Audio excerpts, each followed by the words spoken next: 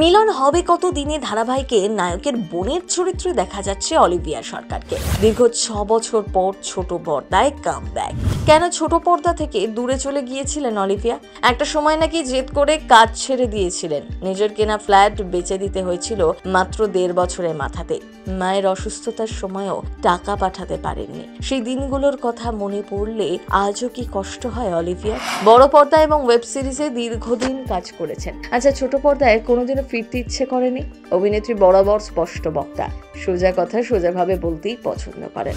জানেন অলিভিয়া কিভাবে অভিনয় জগতে এসেছিলেন? পর্দায় বহুবার বিয়ে করেছেন, কিন্তু বাস্তবে কবে বিয়ে করছেন? অভিনেত্রীর মনের মানুষই বাকে। দুর্গাপুরের মেয়ে অলিভিয়া সরকার। বাবা মা দুজনেই ক্রীড়া জগতের মানুষ। মধ্যবিত্ত মূল্যবোধ নিয়ে বড় হয়েছিলেন। পরিবারের থেকে সবসময় সমর্থন পেয়েছিলেন অলিভিয়া। একটা সময় ঠিক করেন তিনি অভিনয় করবেন। জীবন তাকে কোনোদিনও একবার সুযোগে সিঁড়ি পাইয়ে দেয়নি, তাকে দ্বিতীয়বার চেষ্টা করতে হয়েছে। তাতে তিনি সফলও হয়েছেন। তাই তো অভিনেত্রী মনে প্রাণে বিশ্বাস করেন সাফল্যই ওপরে ওঠার সিঁড়ি। একাধিক সিরিয়ালে অভিনয় করেছেন অলিভিয়া। অনেকবার নাকচ হয়েছেন, অনেকবার কটূক্তিও শুনেছেন, কিন্তু হেরে যাননি। নিজের লক্ষ্যে স্থির ছিলেন। তাই একটা সময় পর মানুষ তাকে ডাকতে শুরু করেন। তিনি কাজের মাধ্যমে প্রমাণ করতে শুরু করেন নিজের প্রতিভাকে। ছোট পর্দা তো বটেই, ডিজিটাল প্ল্যাটফর্মেও সুপরিচিত অভিনেত্রী অলিভিয়া সরকার। মন্টু পাইলট 2 ওয়েব সিরিজে অভিনয় করে প্রশংসিত হয়েছিলেন। তারপর থেকে একাধিক ওয়েব সিরিজ এবং বড় পর্দায় কাজ করলেও ছোট পর্দায় আর দেখা যায়নি অলিভিয়াকে। বোঝে না সে বোঝে না, জয়ী, সীমারেখা, ফুলকি সহ একাধিক ধারাবাহিকে অভিনয় করেছেন। কখনো ইতিবাচক আবার কখনো নেতিবাচক চরিত্রে অভিনয়। এপার বাংলার গণ্ডি পেরিয়ে বাংলাদেশেও বেশ পরিচিতি লাভ করেছেন। মিলন হবে কত দিনে ধারাবাহিকের হাত ধরে তিনি আবার ছোট পর্দায় ফিরেছেন।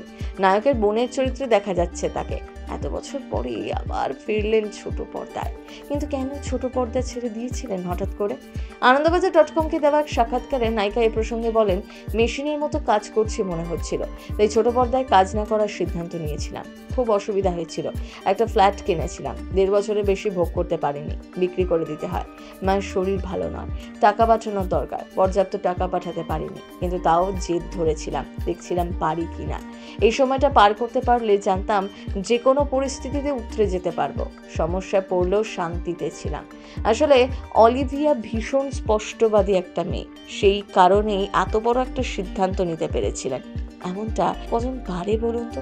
মন্টু পাইলট ওয়েব সিরিজ করে মারাত্মক জনপ্রিয়তা পেয়েছিলেন অভিনেত্রী, কিন্তু জানলে অবাক হবেন সেই ওয়েব সিরিজে যৌনকর্মীর চরিত্র ফুটিয়ে তুলতে গিয়ে তাদের কষ্টের কথা জেনে কেঁদে ফেলেছিলেন, হাসতে ভুলে গিয়েছিলেন। প্যাকআপ হলেই 2 চোখ ভরে জল চলে আসতো। তবে নিজের অভিনয় গুণে জাত চিনিয়ে দিয়েছিলেন মেয়েটা। চলতি বছরেই নিজের মনের মানুষের কথা প্রকাশ্যে এনেছিলেন অলিভিয়া। 14 ফেব্রুয়ারি অর্থাৎ ভ্যালেন্টাইন ডে উপলক্ষে একটি পোস্ট করেছিলেন তিনি, কিন্তু কিছুক্ষণ পরেই সেই ছবিটি ডিলিট করে দেন। অভিনেত্রীর ছবি ডিলিট করলেও এখন অনুরাগীরা অধীর আগ্রহে অপেক্ষা করে রয়েছেন অলিভিয়ার বিশেষ মানুষটির পরিচয় জানার জন্য। আচ্ছা, আপনার কেমন লাগে অভিনেত্রীকে? কমেন্ট করে লিখে জানাতে ভুলবেন না। প্রথম বাংলা ব্যুরো।